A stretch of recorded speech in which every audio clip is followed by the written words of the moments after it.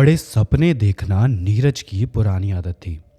हर रात जब वो अपने छोटे से गर्म कमरे में लेटा होता तो उसकी आंखों के सामने करोड़ों रुपए, एक शानदार कार और विदेशों की ट्रिप्स की तस्वीरें घूमती रहती थी।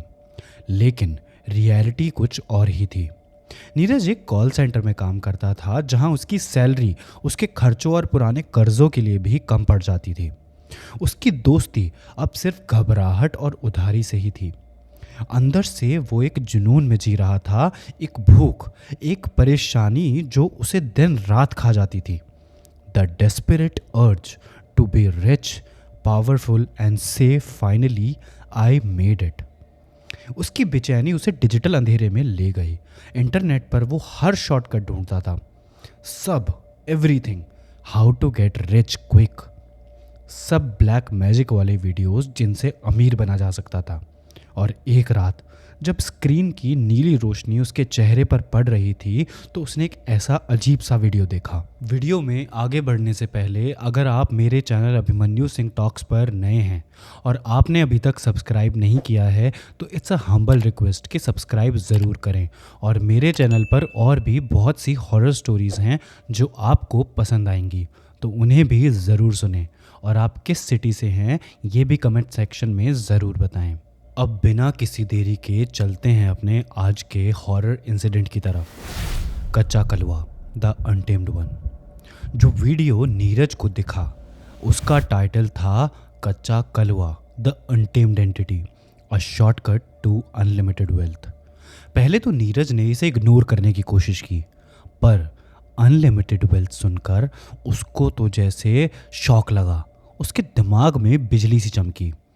वीडियो एक अननोन चैनल रहस्य दर्पण पे था और उसमें एक पुराना सफ़ेद दाढ़ी वाला तांत्रिक दिख रहा था। नाम था बाबा भैरवनाथ। बाबा की आंखें अजीब थीं, चमकती हुई, जैसे ज्ञान और पागलपन के बीच लटकी हों। वो धीरे धीरे बोल रहा था पर उसकी आवाज़ में एक गहरा एको था। बेटा, ये दुनिया पैसे से चलती है और कच्चा कलवा एक ऐसी शक्ति है जो काल के उस पार से आती है। वो रूह जो अधूरी रह गई, कच्ची रह गई, वो तुम्हें धन देगी, वो तुम्हारी सेवा करेगी। नीरज की धड़कनें तेज हो गईं। उसने हल्का हल्का ठंडापन महसूस किया, पर लाखों के सपने उसके अंदर का डर पिघला रहे थे। लेकिन बाबा ने आगे कहा, अगर साधना में एक छोटी सी भी गलती हो गई तो कलवा तुम्हें कच्चा खा जाएगा।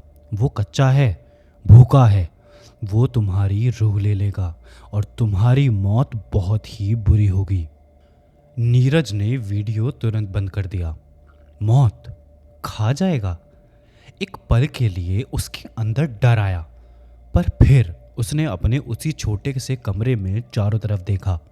अनपेड बिल्स, कर्ज और वो सपने जो अभी भी अधूरे थे। उसने सोचा ये बाबा लोग बस डराते हैं ताकि लोग इन्हें पैसा देकर काम करवाएं।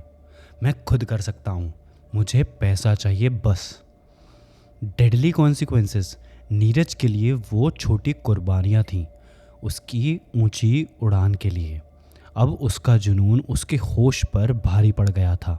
अगले 3 दिन नीरज सिर्फ साधना के डिटेल्स समझने में लगा रहा। उसने वीडियो बार बार देखा, हर सामग्री लिखी, हर मंत्र याद किया। प्रोसेस मुश्किल और खौफनाक था और ज़रूरत थी एक सूनी, एक अलग जगह की। उसने एक पुराना खंडर ढूंढा शहर के बिल्कुल बाहर, जहां टूटी दीवारें थीं, घनी झाड़ियां थीं और हवा में एक भयानक सन्नाटा था। बाजार से उसने सब सामान खरीदा। 5 काले नींबू, एक काला कपड़ा, कुछ हड्डियां जो उसने बुचर से डॉग के लिए बोल कर ली थी, और एक पुराने कब्रिस्तान की मिट्टी। उसके आसपास का माहौल बदल गया था। नीरज चुप रहता, आंखों में पागलपन था।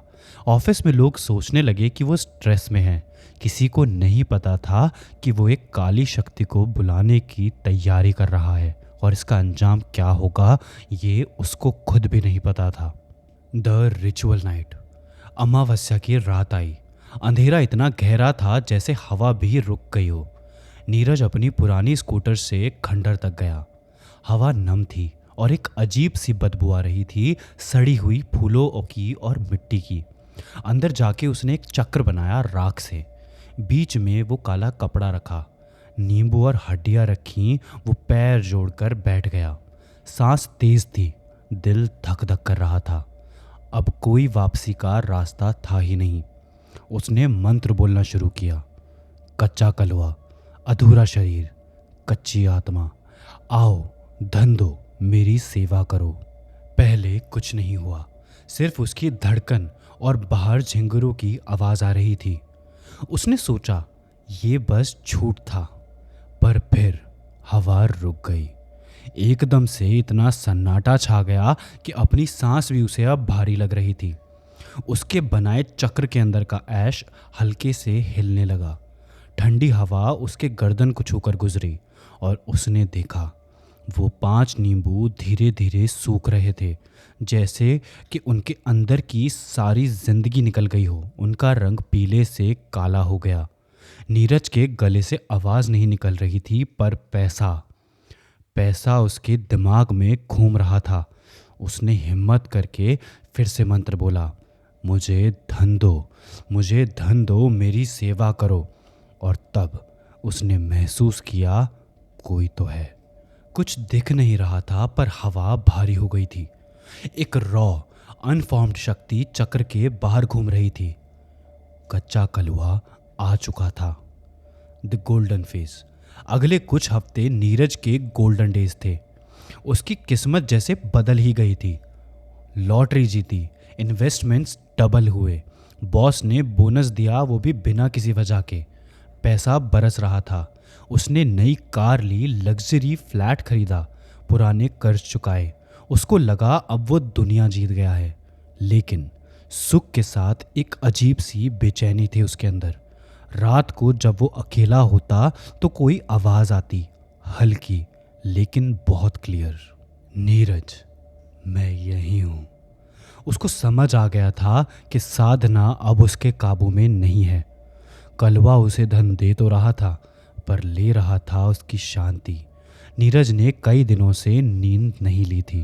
वो सही से सो ही नहीं पा रहा था। एक दिन दोपहर में न्यूज़ स्क्रॉल करते हुए उसके फ़ोन पे एक headline I, mysterious death of तांत्रिक बाबा भैरवनाथ, बॉडी फाउंड श्रिवल्ड। ये वही बाबा था जिसका वीडियो उसने देखा था। रिपोर्ट्स कहती थीं बॉडी से सारा फ्लैश और खून गायब था, जैसे एक पुरानी मम्मी। नीरज के हाथ से फ़ोन गिर गया।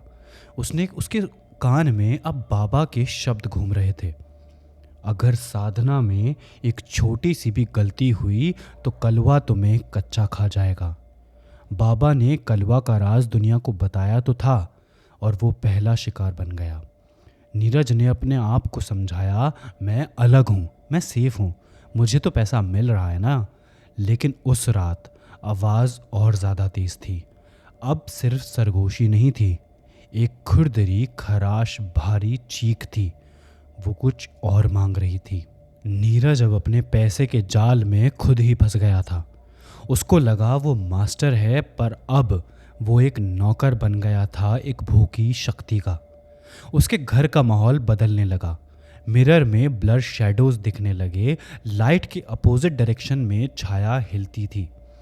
कच्चा कलवा अब फिजिकल फॉर्म लेने लगा था, अधूरा, कच्चा और भयंकर। नीरज भाग गया, अपना लग्जरी फ्लैट छोड़कर पुराने घर वापस आया। उसने सोचा कि यहाँ उसे शांति मिलेगी, पर कलवा तो हर जगह था। उसकी बदबू गंदी मिट्टी और सड़े हुए पानी जैसी हवा में भरी हुई थी। वो रात आई, अंतिम नियम वाली रात। नीरज अपने पुराने घर के लिविंग रूम में अकेला बैठा था। लाइट्स बंद थीं, हवा सूखी थी। उसके अंदर सिर्फ एक ही एहसास था, एक ही सोच थी, और वो थी कि ये रात मेरी आखिरी रात हो सकती है। टेम्परेचर अचानक से गिर गया। उसकी सांसें धुंध बनकर बाहर निकल रही थी। और फिर आवाज आई, एक घिसी हुई भूखी गुर्राहट, तुम्हारी रूह मेरा खाना। कच्चा कलवा सामने था। वो इंसान नहीं था, एक काली कच्ची मिट्टी से बनी बॉडी जिसमें आंखें सफ़ेद और खोखली थी। एक अधूरा इंसान जैसा। वो चलता नहीं था, ज़मीन पे घिसटता हुआ आगे बढ़ता था, पर गति तेज थी। नीरज चीख उठा, एक ऐसी चीख जिसमें गला फट जाए। उसने भागने की कोशिश की पर दरवाज़ा दूर लग रहा था।